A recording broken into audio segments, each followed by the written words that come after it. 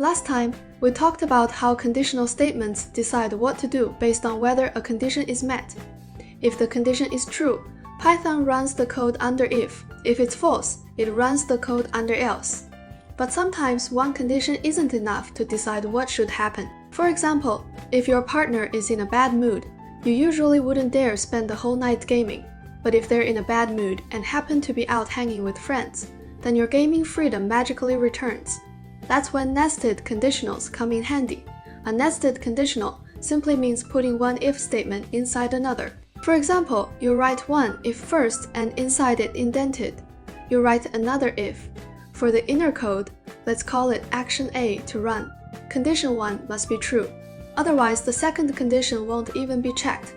And of course, condition 2 must also be true. You can also add an else to that inner conditional. In that case, action B runs only if condition 1 is true and condition 2 is false. With nested conditionals, indentation becomes even more important. Python uses 4 spaces per level, and it relies on that indentation to understand which branch each line belongs to. You can also attach an else to the first condition. That block runs whenever condition 1 is false. Using nested conditionals, our earlier example would look something like this. If your partner's mood score is below 60, then check if they're home. If they're home, no gaming for you.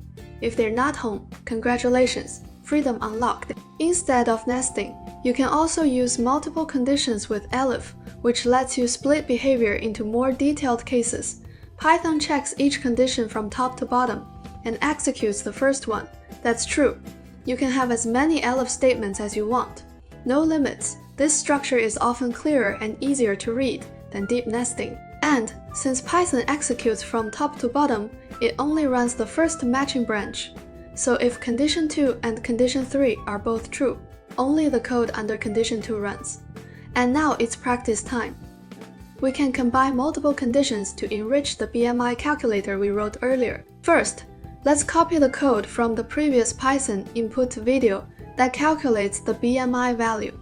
If you've forgotten what that code does, essentially, it collects the user's weight and height, converts them to floats, then uses the BMI formula, weight divided by height squared, and prints the calculated result. According to the adult BMI classification standard, if the result is less than or equal to phi 18.5, it's considered underweight A. If it's greater than psi 18.5, and less than or equal to phi 25, it's I normal. If it's greater than 25 and less than or equal to 30, it's die overweight. If it's greater than 30, it's die obesis. We can use multi-condition logic to output the corresponding classification for the user. First, if we see user BMI is less than or equal to 18.5e, output, this BMI value is in the underweight range. If we only had 2 cases, less than CY 18.5 and greater than or equal to phi 18.5e. But since we now have multiple ranges, we need to use WC alifi. How should we write this condition? In math, we can write something like CUAX, CAKX equals B to express a range. This notation is also valid in Python, so we can use it directly as a condition. Then output, this BMI value is in the normal range. Next, same idea. If it's greater than 25 and less than or equal to phi 30, output, this BMI value is in the overweight range. For the last condition, if all the previous conditions are false, that means the BMI is greater than 30. Meaning, if none of the earlier conditions match, output, this BMI value is in the obese range.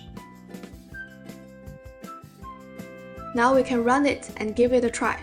Enter any weight, then any height, and you'll see it already outputs the correct BMI category. If you'd like to enrich this calculator further, you could try using nesting. For example, based on the user's gender, you could output hello, sir, or hello, madam before displaying the BMI classification. See you in the next video.